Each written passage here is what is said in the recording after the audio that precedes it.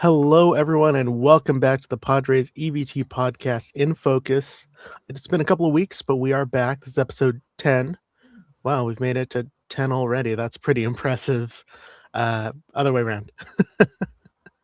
Yeah, because you're mirrored. There we go. Got Yeah, you. Thank you. 10. We are back. We are your co-hosts, Garcia and Willy Warren. It's been a week in Padres baseball. The start that they are off to is not what we expected, but alas, here we are. So, Willie, since you've actually been to the games, let's start with a little concernometer sort of thing. How concerned are we about where the Padres are at through 6 games?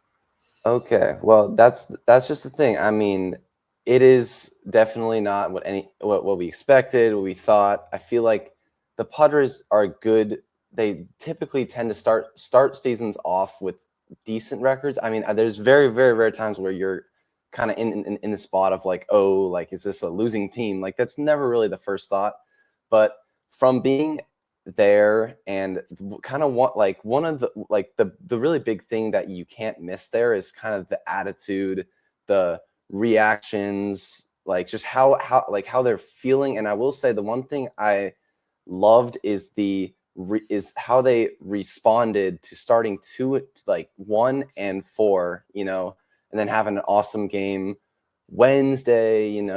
It could have been ugly. It could have been a stinker. And I thought the body language was awesome. Machado hustled to first after making his second error of the season, which is not very light like him.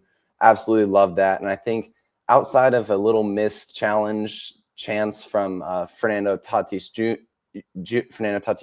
I think that was every clutch at bat has been like really intense. And I think most of the at bats have been intense, and it does not feel like they are the 27th in runs, or they're not hitting the ball hard at all, like 28th in slugs, something like that. It feels like the offense, like there's no concern, I would say.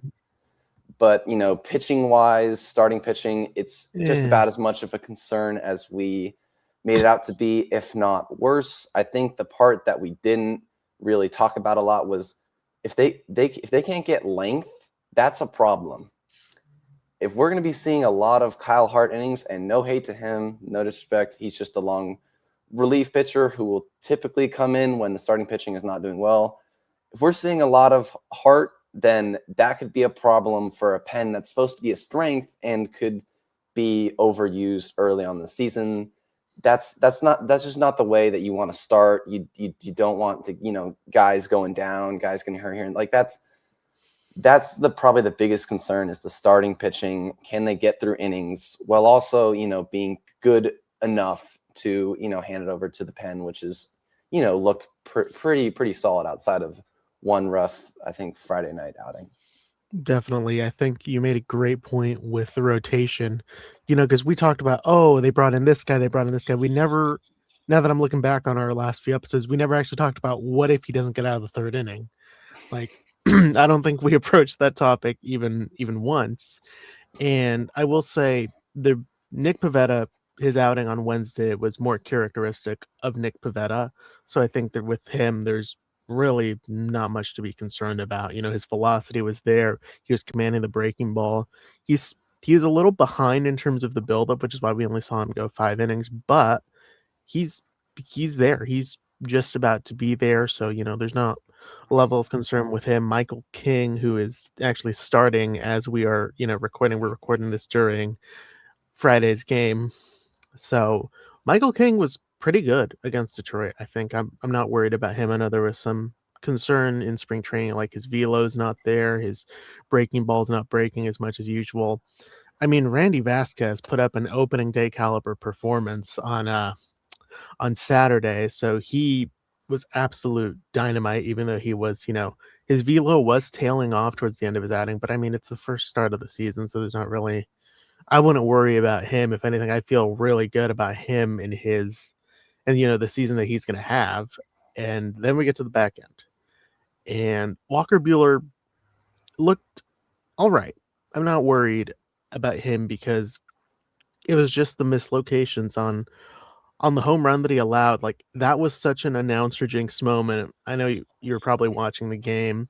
To those of us who were watching it, on TV, Don and Mud were talking about how well he was locating his stuff, and then boom, breaking ball right down the middle of the plate. So that was as Jesse Agler would say, the Leitner curse for those of us who have been, remember listening to Uncle Teddy on the radio. And then we get to German Marquez, who, I've said this multiple times, spamming the curveball like your 2017 Lance McCullers is cute, but they're going to start to sit on that curveball after like the first time through the order. His fastball, as he went on in the outing, didn't look terrible. Like there were moments where, okay, he's trending up 95, 96, but he only went 3 innings, which is, like you mentioned, a huge concern in terms of the pitching staff. But good news for the pitching staff, there's reinforcements on the way. We'll start with Matt Waldron, who's been in the minor leagues on rehab assignment. He's had 2 games, and I don't think he's allowed to run. He just pitched either last night or 2 nights ago. No, it was last night against Tacoma. 4 innings, 2 hits, no runs, no walks, 6 strikeouts. And at this point, let's say he's able to get built up. Do you put him in the rotation over Marquez? Marquez, I mean, yeah, it's tough to imagine a worse way that a guy who throws a 4-seamer could start his season in Petco Park in March, when it's like that's supposed to be fly ball, dream. It's a fly ball pitcher's dream there, and I felt like, I'm sure he could get through the first couple. I feel like that's something that you kind of assume just, over the years, playing here, you kind of think they can get through the first part where offense is a little scattered around the league, and he just did not do that. I mean, like, runs are runs, but the length that's unacceptable. I mean, it sounds kind of aggressive to say it that way, but It is kind of unacceptable to get through 3 innings with no real support behind you when Hart's pitched a couple,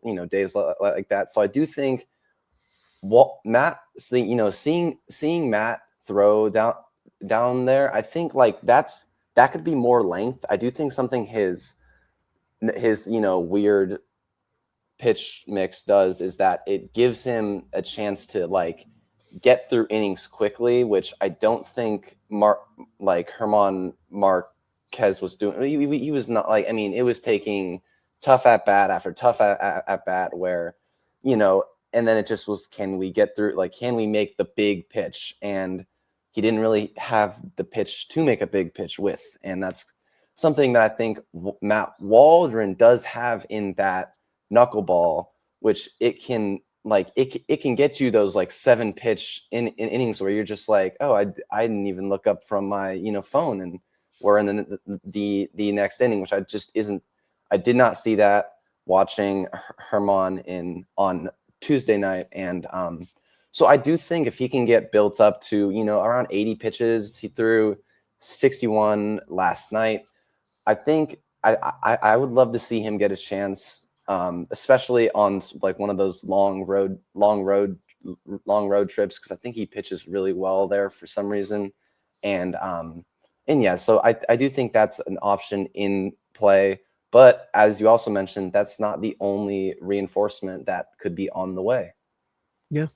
So Matt Waldron is close to coming back, but another arm who's on the way back is Griffin Canning, who, the Padres signed during spring training. Everyone's thinking, okay, he could be, a back end guy once he's fully recovered from his Achilles injury. He is making a rehab start tomorrow, which is going to be when this comes out. So if you're listening to this on Saturday morning, Griffin Canning is starting for El Paso today, and he is going to be throwing up to 3 innings is what the report is. So I'm assuming somewhere in the ballpark of 40 to 55 pitches. I think with him, the biggest test is going to be whether he can, get off the mound and field this position, because he's been throwing bullpens, he's been throwing simulated games, but the concern with that Achilles injury is going to be just the mobility off the mound. The repeatability of the motion is one thing, but then all the other little nuances of being a pitcher, fielding your position, so on. I think that's really what they're going to be looking at with Griffin Canning. I'm excited to see it because we saw what he did last year with the Mets. He kind of came out of nowhere after being one of the worst qualified starters in the league 2 years ago with the Angels. He goes to the Mets. Well, he gets traded to the Braves. They non-tender him. He then goes to the Mets and shoves for half a season before, the Achilles injury. I'm going to be curious as to what, we can expect out of him, because if we take his performance from last season, which I believe he had an ERA in the mid threes, a FIP around 4. He wasn't striking out a ton of guys, but he was getting a healthy amount of ground balls. If he can be like 80% of that, where do you think he slots in this rotation? Well, I think the big thing with him is he has that pitch, and he might even have two of them on a good day in that slider and change up that both come in kind of hard, but they do get good sharp break from that higher arm angle. It's a pretty basic 3/4 here at 42 degrees, but I do think he has that pitch, like the pitch that a Herman Marquez just doesn't have right now, that can get you out of tough at bats versus those gritty hitters like Harrison Bader. And I do think that, even if he's not the same guy who's just mowing through hitters with, ground ball, like he can work around traffic as long as he doesn't, that is a big thing. Like, can he get off the mound? Can he make plays? Gets a ton of ground balls. So, some of those are going to go back at him. And, you got some bunts and all that's like it kind of just like fifth starter stuff could happen to him, and that's always a thing. But I think he has a better chance to kind of give the Padres staff some length, just because he has that that kind of killer pitch right there with the slider. So yeah.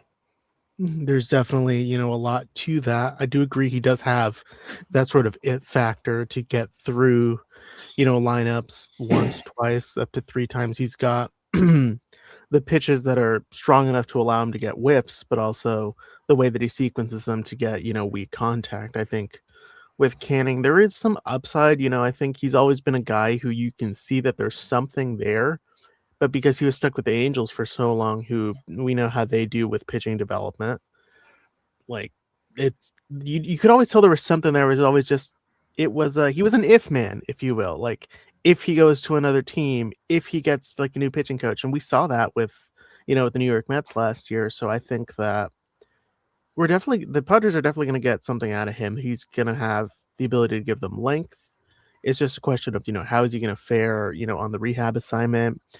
Is his his Achilles, is that should hold up, but you're hoping, knocking on wood, that it does, because we've seen instances where it happened to, correct me if I'm wrong, I think it was Mike Soroka, who ruptured his Achilles, works his way back, and then that same Achilles ruptures when he's going up a flight of stairs.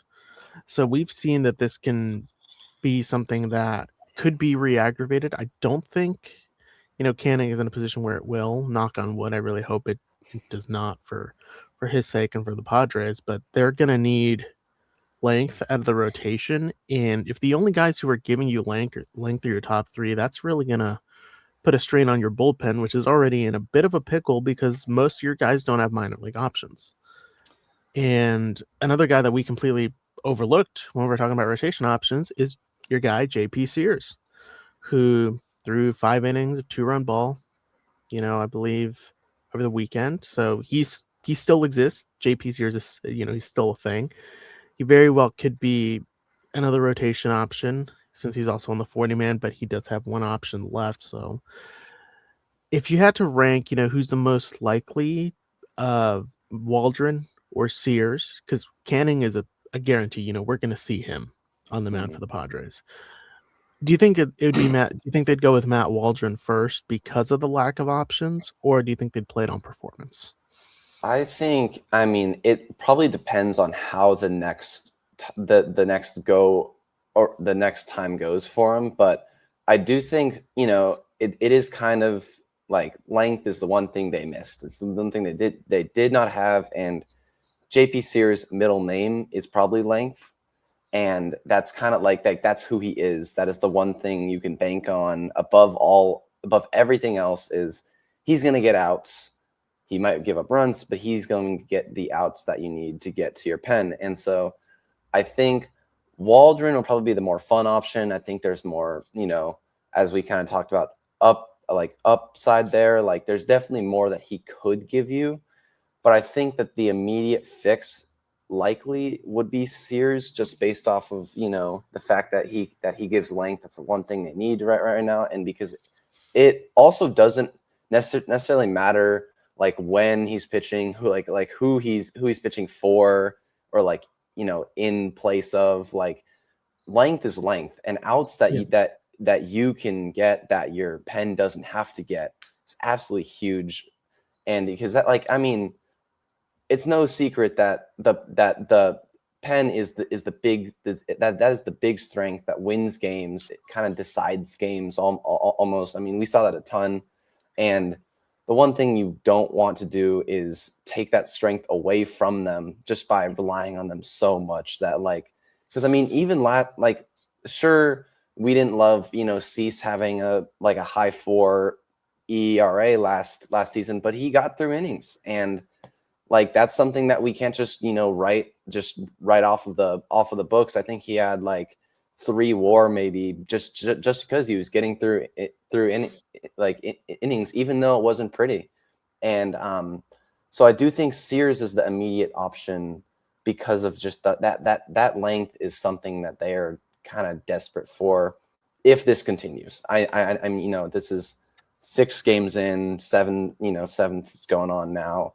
So definitely got to hold the phone on that. They could get creative with, Matt, if that's kind of how the situation kind of dictates itself. But I do think immediately my first thought would be Sears.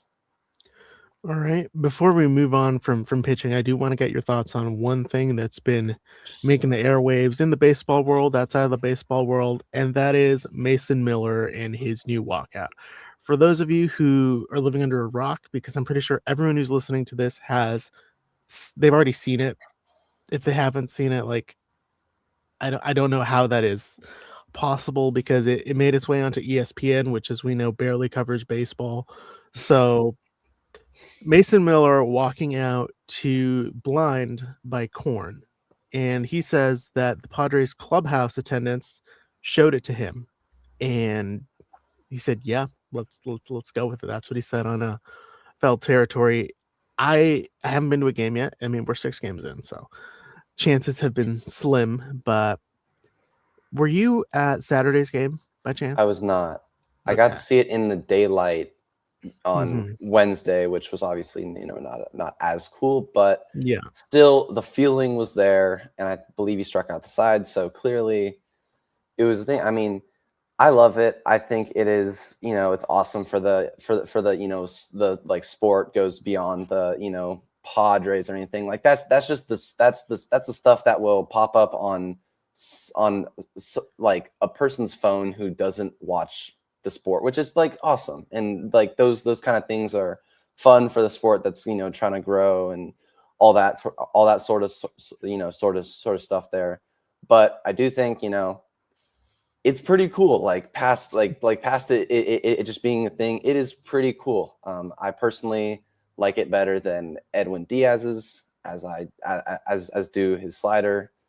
So just had to throw that out there. Because it was kind of funny on Saturday night. I think they both came out to their respective music within the span of 20 minutes, and I turned both of the games on, and so it's kind of funny to put them basically side by side there. But I think it's sweet. I'm glad.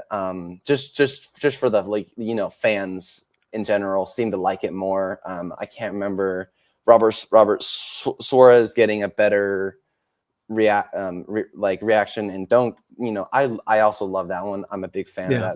that, song and that kind of vibe he had going there. But I think on the big scale, the kind of rock, the rock music vibe really, really hit home with Padres fans and fans everywhere. So I think that's the biggest, the coolest part of that is that everybody seems to love it.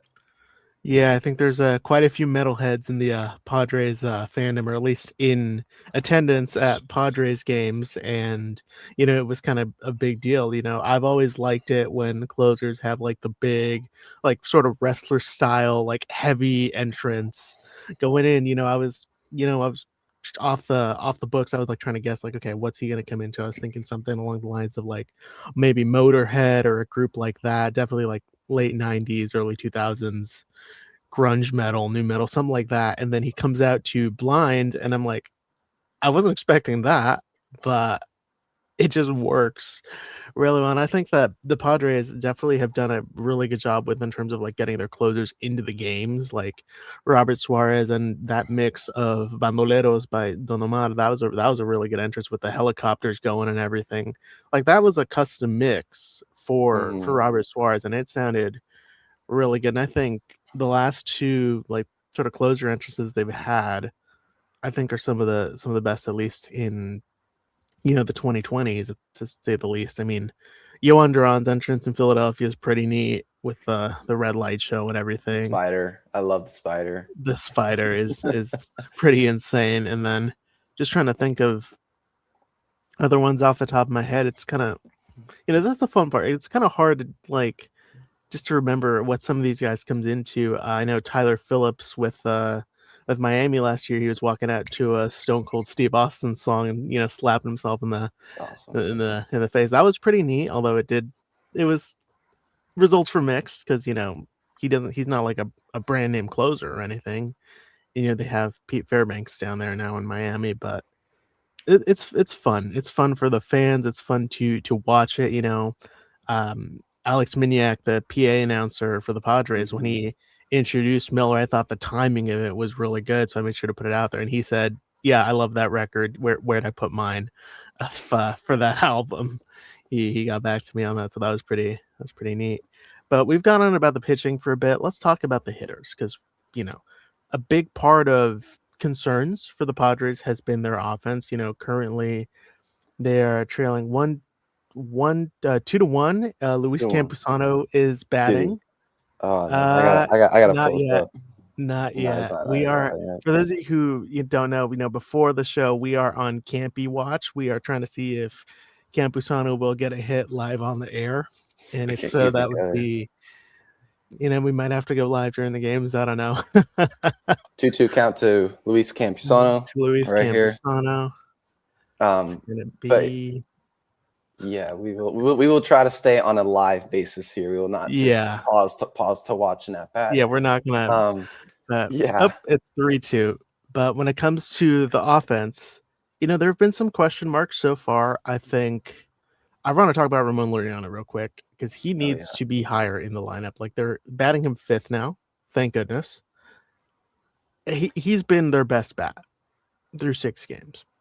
Yeah, he's got a case to bat like 2nd, 1st, even if like they get crazy. I saw a couple mock lineups out there that were putting that out there because I mean he is.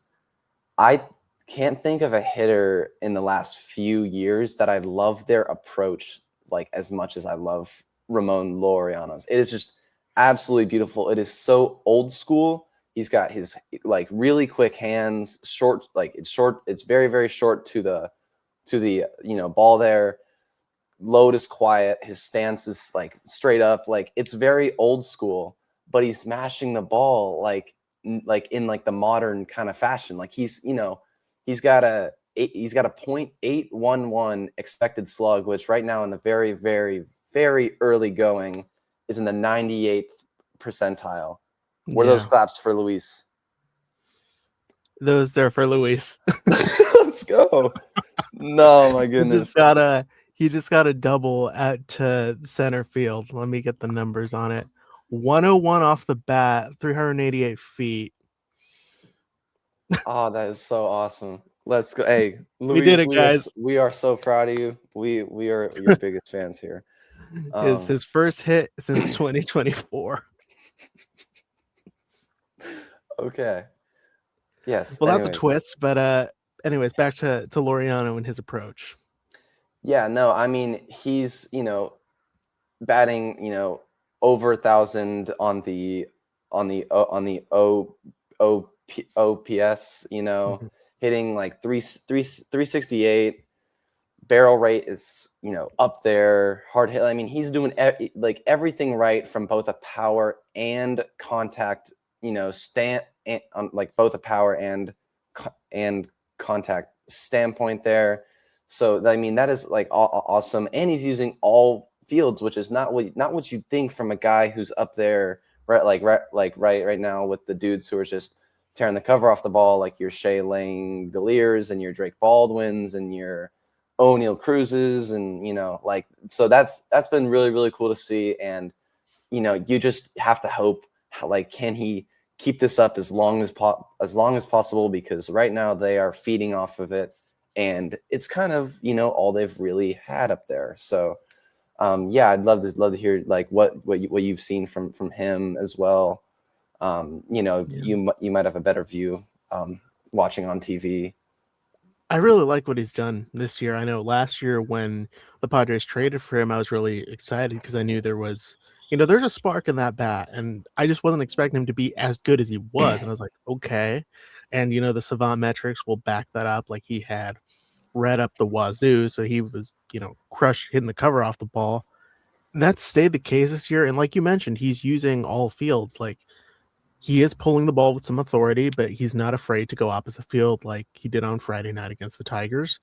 I think that hit was really indicative of his, his approach, because not only does he, pull the ball and lean on his power there, but he's got some good opposite field power. He'll take the ball where it's pitched, and I think just that old school approach of like that you mentioned, it was really working for him, and I'm really impressed with what we've seen at him in the early going. I know a lot of the lineup has been a bit cold, but I saw this really interesting nugget about Gavin Sheets, who had his first 2-hit game of the year on Wednesday. He was chasing a lot through the first series and a half, and then he only chases one pitch. Of all the pitches he sees, he only chases one time on Wednesday. When he's not chasing, like we saw all of spring training, where he was barely chasing out of the zone, he was taking his walks, he can be a really productive hitter. Yeah, And we saw that on Wednesday. Sorry, yeah, no, he's kind of a little bit different from like the approach of Ramon Laureano there, like where like he goes to like all fields, kind of like pole to pole there, but Sheets is kind of up the middle, or it's pulled, and everything kind of has to go through him. Like when he's not giving you strikes, when he's not he's not taking hacks at the really high, like the high fastballs that he can't really reach up there because of how tall he is, and obviously chasing dirt, which is very common for that type of player.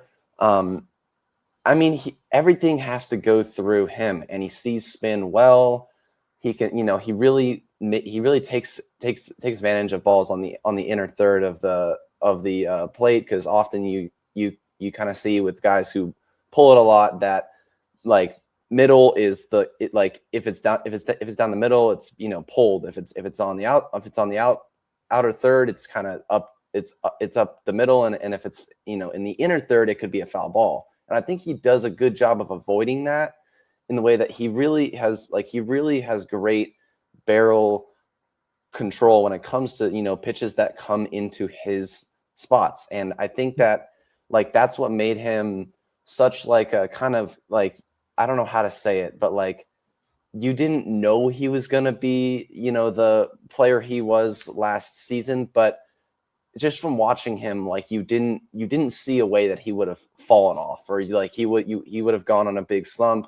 maybe outside of chasing to a crazy clip. But I do think that, I mean, he's a really good in zone hitter.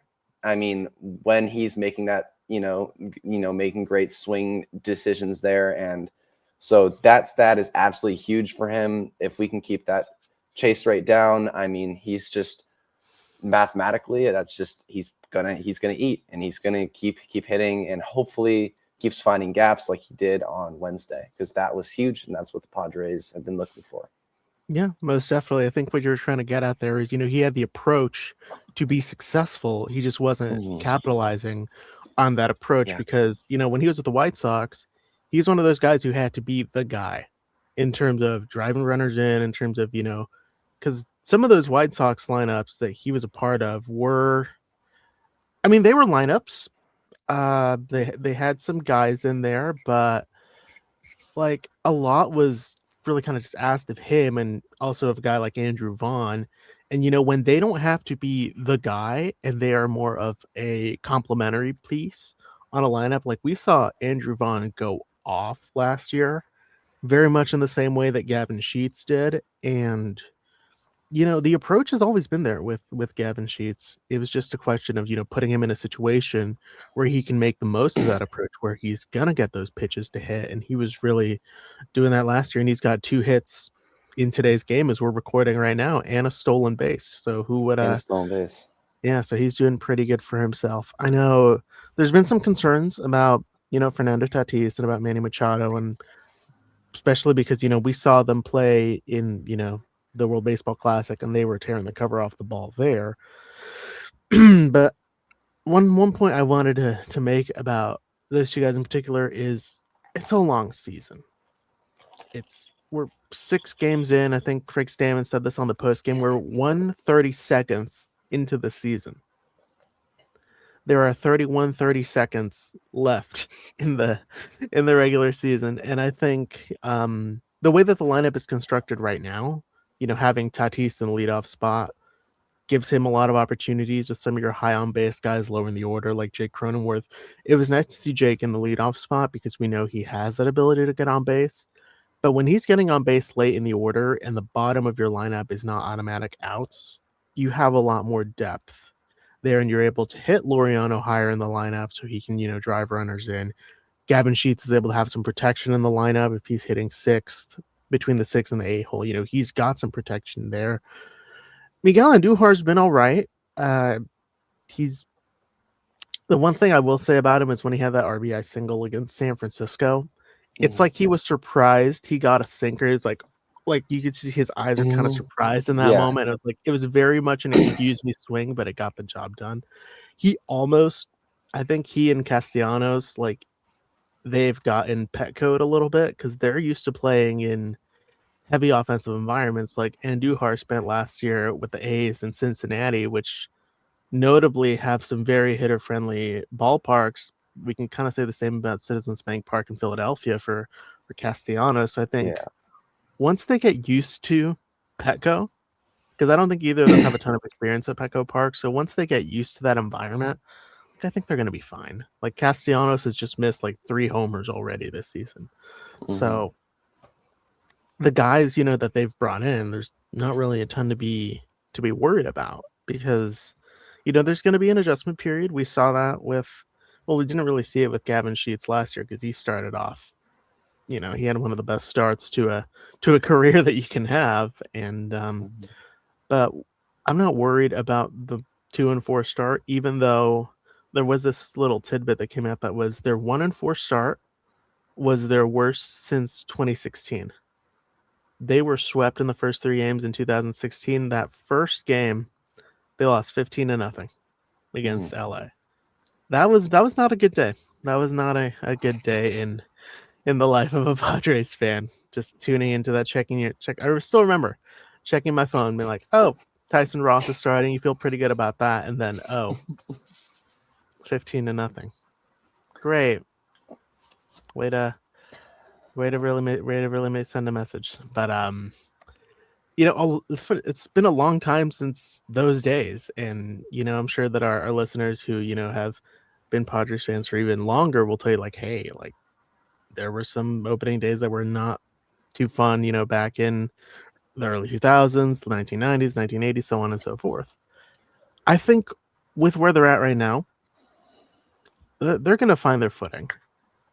I will ask you this, because there's one thing I'm slightly worried about on this road trip.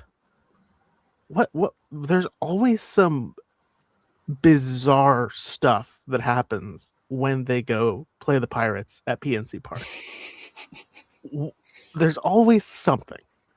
In 2023, it's Tim Hill forgetting how to do PFPs.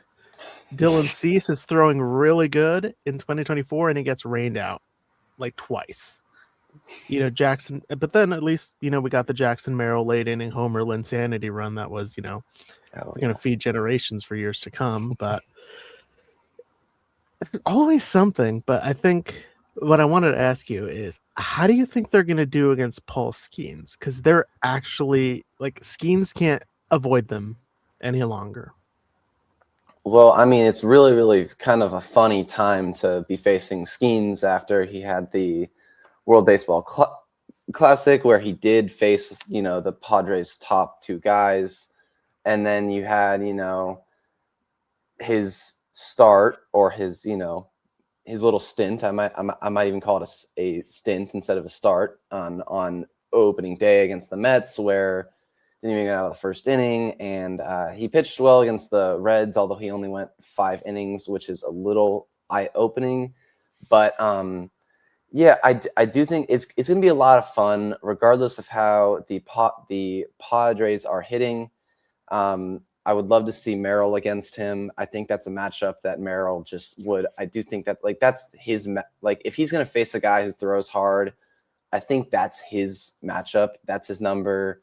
Hard fastball, splitter, sweeper. I feel like those are those 3 pitches that would get Merrill on a hot streak. And so that's the biggest matchup I cannot wait to see.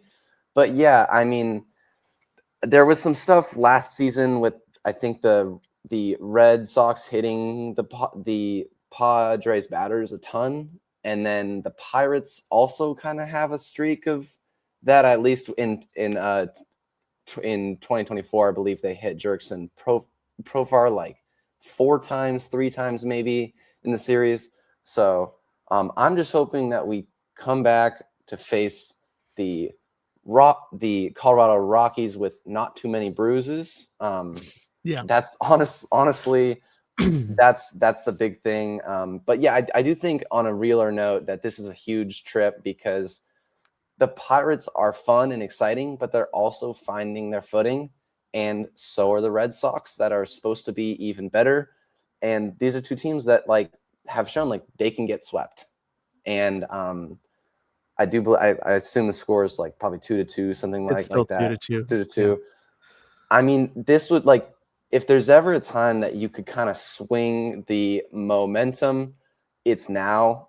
If you remember back to that 2024 season that I always go back to, they had 2 vivid times when they really started hitting well and playing well together and having fun, was in Boston and in Pittsburgh. Yeah. And you come back and you play the Rockies. This awesome new City Connect jerseys are going to come out. It could be a swing. And I'm just going to say that it could be a swing, because I remember I was watching MLB Network the other day, and it was I don't know who. I remember former player, huge Red Sox fan. He's talking about things could get weird. He kept saying this for his Sox, that things could get weird. And I think for the Padres, things could get weird in the other way. They could get weird in a good way if they just turn it around right here, right now, on the road, and take maybe 7-9, 8-9, and all of a sudden the worries kind of go flurry away. That would be best case. I'm probably speaking out of what I'm envisioning more than what I actually could see happen, but I do think that it's a big turning point that could be up in front of them right now. I mean, that's definitely a great point. I mean, just look at Wednesdays when, they score 2 runs because of the Giants' infield defense, and it's not the guys you would have expected, like, because Matt Chapman and Casey Schmidt, who is, playing first base for a significant stretch for at least the first time in his pro career, like, there was a bit of a disconnect between those two, and that allowed the Padres to get multiple runs. Eventually they did find, that, like, weak link on the infield in Luis Arraez with, back-to-back infield singles right at him, which, when you think back to when Luis was acquired by the Padres, like, that's kind of why they didn't put him at second base, because of reasons like that. And, without Rafael Devers in the field, like, if he was in the field, it probably could have been worse. And that's no discredit to Devers or to Arise. It's just a question of the internal clock as an infielder. Like, Devers has been an infielder his whole career, but he's fairly new to first base. Arise has wanted to do second base forever, but just the defense is not as sharp as he probably would say it is. And you mentioned something about Jackson Merrill that I had to look up the numbers. You mentioned how Paul Skeens, his 3 pitches are, the fastball, the sweeper, and the split finger. Last year, Jackson had a +7 run value on 4-seamers. He had a +3 on sweepers. The only one where he didn't have a plus of the 3 was on a split finger, but it was just at a -1. So, and Skeens doesn't really, he's not a heavy splitter You're right. guy, because that splitter kind of falls into like sinker territory. So I think Jackson is going to be like, that's going to be a fun matchup to definitely keep in mind. I know when you put out your Good Morning Baseball, that'll definitely be something that you can make note of on there. If we can take a quick pit stop from the big leagues, and I want to point out a couple of standout performers on the minor league side of things. There is, so as most of you probably already know, minor league baseball is fully underway. On the day that we're recording, in about 2 hours, Cash Mayfield gets the opening day nod for the Fort Wayne Tin Caps in High A. Opening day for Single A was yesterday. The Lake Elsinore Storm won what should not have been a nail biter, but ended up becoming one. They won 7-5 over Ontario, which is the new Single A affiliate of the LA Dodgers. I want to point out 2 players who did, really well. I want to point out, first off, Ty Harvey, who I believe we had talked about in our spring breakout draft. He had a pretty good game. He just missed a grand slam by about 6 feet. So that was really, and he went out to dead center in the new Ontario ballpark, which that wall just looks about 20 to 30 feet high from the broadcast angle. I will give a shout out to the Ontario Tower Buzzers of broadcast. The camera angle for the pitch from the mound to the plate was beautiful. I really liked it from there. But Ty Harvey had himself a really good game. The team stole 7 bases against the Tower Buzzers. Cale Fountain, I believe, had a stolen base. I know Ryan Weidman had 2. He could have had 4. Like, every time that guy was on base, he was running for it. And, he's a dog. He's a dog. You see him play and you're like, okay, I can get pretty amped up for this guy. He, like if he's a character on TV, he'd be the guy who is so amped up and you just can't help but love it. I think he is, like, I don't mean this in terms of the Twitter bit of he's become one of my favorite prospects, but just the way he plays the game is insane. And then Ty Harvey did really well at the dish. He made my favorite part about what he did. He had an insane throw to second, a 1-hop throw with 2 outs in the 9th, and he gets the guy out. Like, it was a tough throw, and he could not have made a better throw, and he did exactly what the situation called for. Jorge Quintana's plate discipline is incredible. He battled for 12 pitches. He had a 12-pitch at bat to load the bases before Harvey's double, and he had the nerve to flip the bat afterwards. That was aura personified, as they'll say online. But I'm getting a little sidetracked here. I wanted to point out Brian Balzer, their starting pitcher, last night.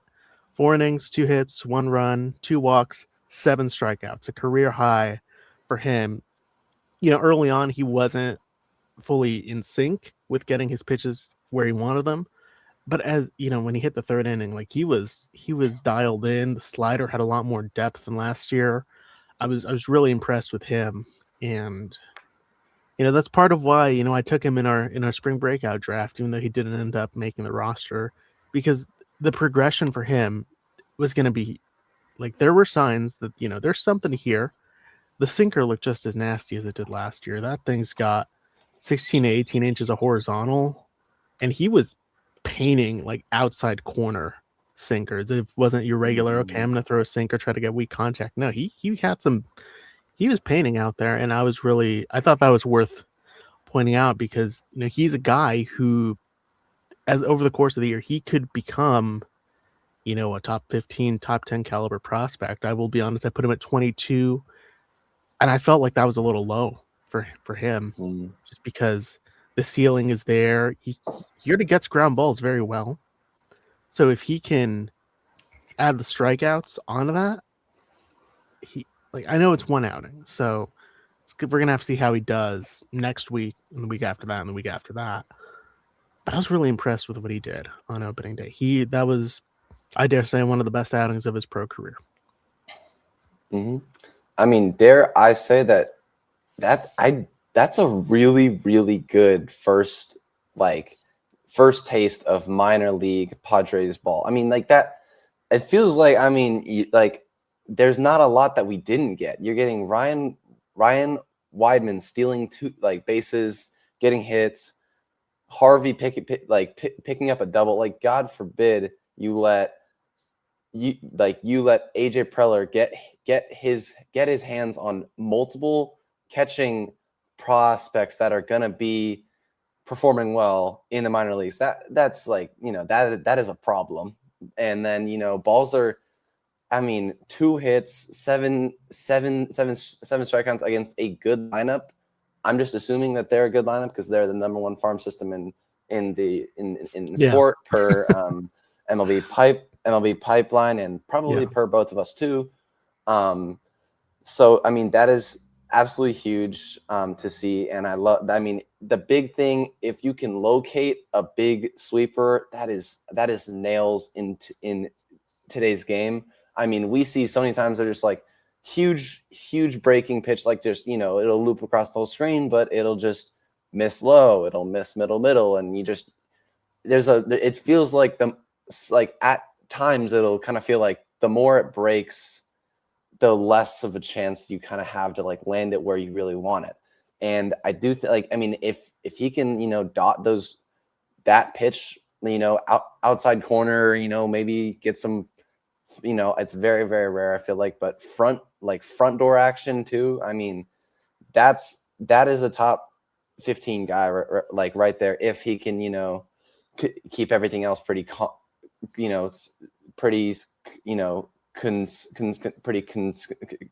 and constant and all that. Thank you. Yeah. But yeah, I mean, I have to say, I mean, absolutely amped up seeing Down on the Farm first night of the season. So well, first full slate of the season. first full slate. Yeah, there's a game in there the night before. But yeah. And also, I just want to give a quick shout out to I mean, I never give the Dodgers credit for anything, but that is an awesome team name, the Ontario Tower Buzzers. Yeah. Do you think that impacts if they maybe hit batters in back-to-back innings? Do you think that has any impact at all on how the other team reacts to it? No, I don't think so. Because there's 2 reasons for it. One thing that I've noticed with watching minor league baseball for the last 3 to 4 years is a lot of the pitching prospects in the lower minors are still developing that control.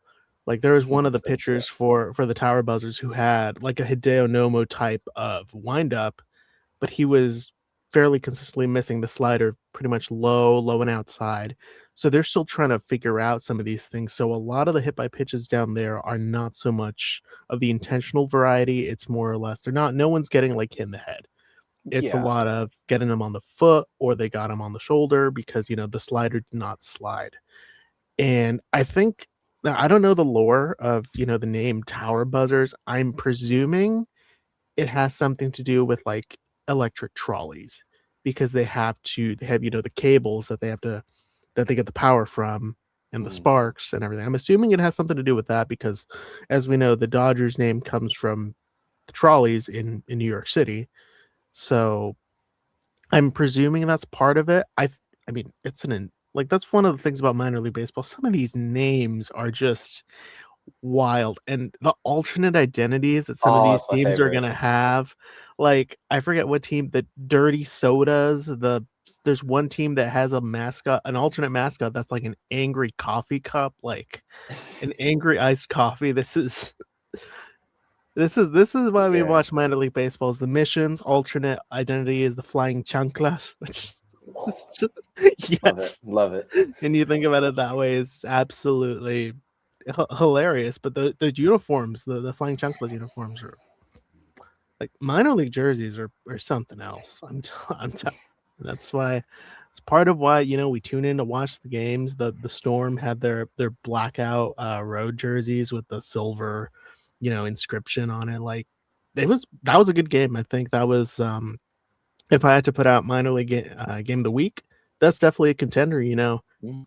It had everything. It had stolen bases, you had power, you had really good pitching, you had insane plays. Kind of made it. Kale Fountain's playing right field now, and he held his own pretty well.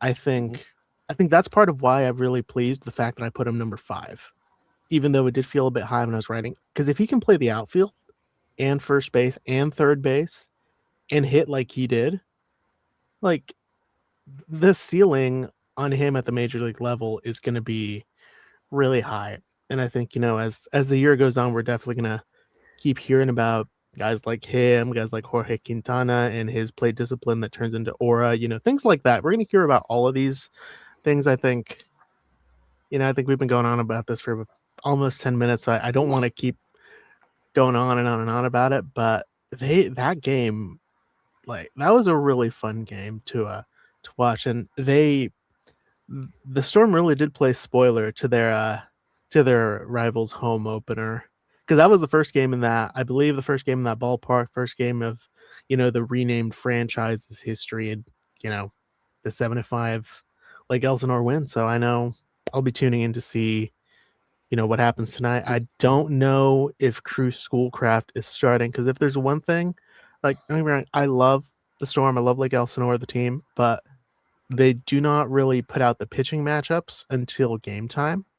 I think it has to do. It's probably a Cal League thing because you know, we've known for about 3 days that Cash Mayfield was going to start opening day in High A, but I don't know what it is. I don't want to presume what it could be, but it's a fun surprise. It's like when you're a kid and you open like a mystery egg or something, and you're like, oh, what did I get this time? And it's like, oh, I did not think Brian Balzer was going to start opening day, and then he does, and he goes out and shoves. I'm like, okay, that was a fun surprise to get to know who's pitching. I think we're probably going to see Schoolcraft today or tomorrow. We're going to see him definitely. We're definitely going to see him one of the next 2 games, because that would line him up, unless they're just saving him for the home opener like they did with Cash last year, which would be, I believe, on Tuesday. So there's definitely going to be some stories to watch down on minor league baseball. And for those of you who are listening, we cover the action every night over at eastvillagetimes.com. So I think links should hopefully be viewable now. If not, we'll figure something out. But just keep following for more as we transition back over to the major league team. After our little minor league pit stop, the Padres are currently trailing 5-2 now. So that's not great. Bad. We've talked about the lineup, we've talked about the rotation. The bullpen it's still a Padre bullpen. They're still doing their thing. I think Kyle Hart's line is kind of just skewed because of those inherited runners that came in to score on whenever it was. I think it was Tuesday night. Correct me if I'm wrong. Yeah. Okay, Yes. on Tuesday. But this bullpen, as currently constructed, is in a favorable position. And do you have any concerns with the way that this bullpen is currently constructed and or performing? I mean, not really. Like, I mean, I think the only thing that really shocks you is kind of the numbers. And I mean, I believe they have a 3.54 ERA. So ERA so far, it's kind of middle of the pack, and that's including a very rare kind of Jeremiah Estrada kind of location breakdown where he's just leaving the fastball high, kind of just couldn't get a hold of it. Happens. That's kind of, I guess, the price you'll pay every month or so for having a ton of guys throw really, really hard is that'll happen. But I do think, and I've been impressed with seemingly everybody. Hart was maybe the only exception where it's like this stuff is as you'd kind of it's kind of basic, and that's about it.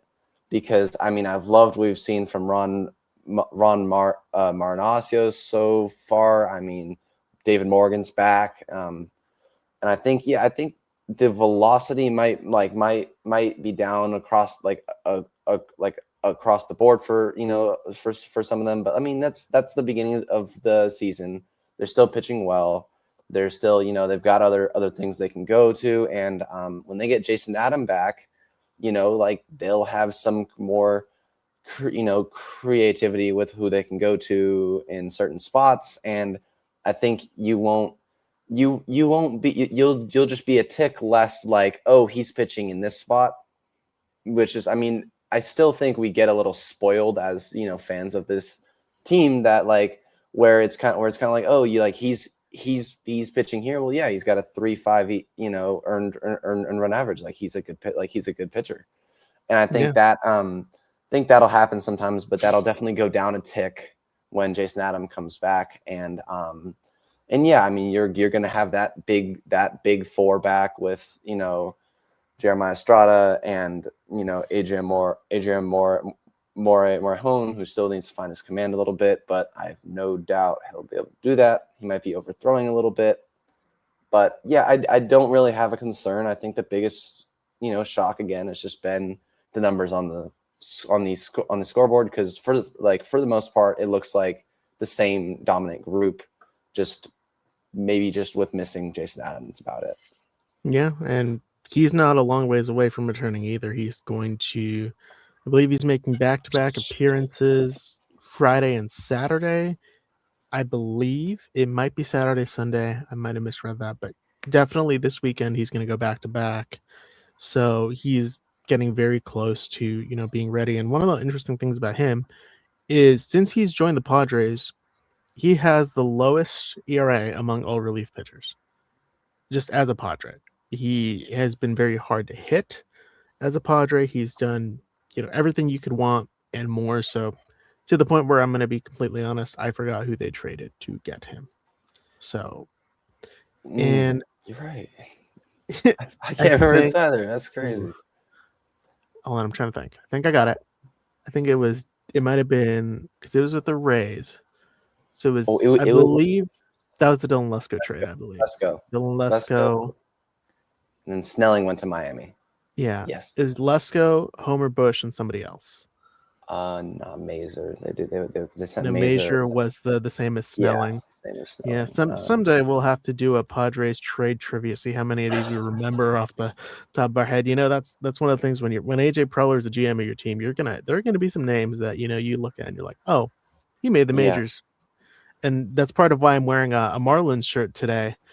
There was this graphic or this post that came out a couple days ago where half the players who appeared in the game for the Marlins had at one point been in the Padre organization. Yeah. I think off the top of my head, I know Lake Backer appeared in that game. Xavier Edwards appeared in that game. Owen Casey was in that game. He was drafted by the Padres. So. Mm-hmm.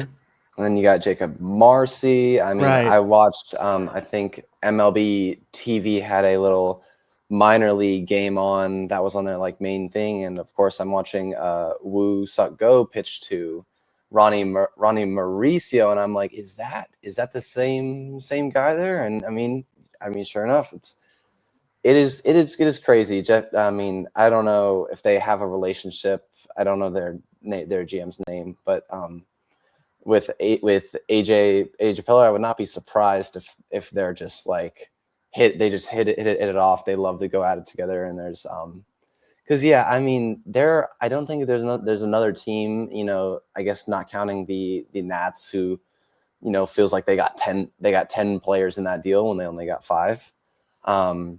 But yeah, I mean, I don't like that's, I mean, even just around the league in general, like that doesn't happen. I mean, that's very, very rare stuff. And so yeah, it is funny that they consistently match up, but it is kind of like a thing. Like, I mean, there's just different ends of the market, and you know how much money teams have to spend, what type of off season they have, and when you kind of think about it, they do kind of match up on the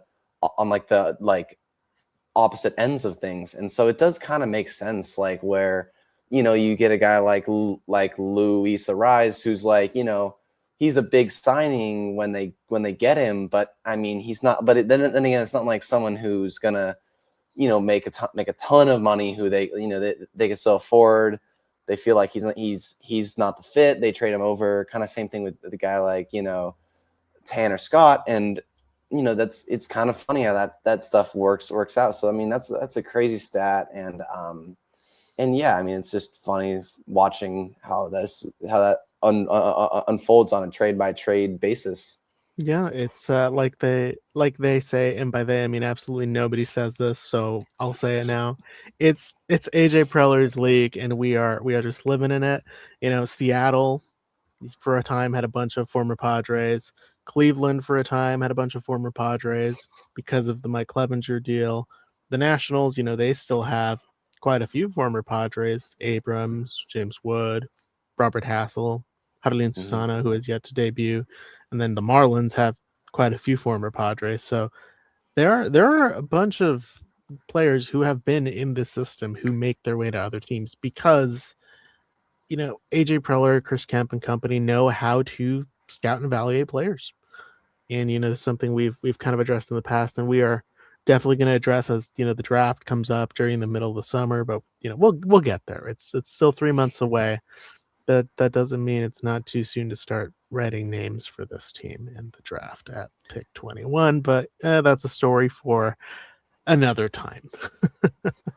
And we would like those names to be college pitchers, correct? College pitchers? That'd be nice, but I'm not against other like high school arms. There's just one guy I saw on Perfect Game yesterday who very much another Crew Schoolcraft kind of arm.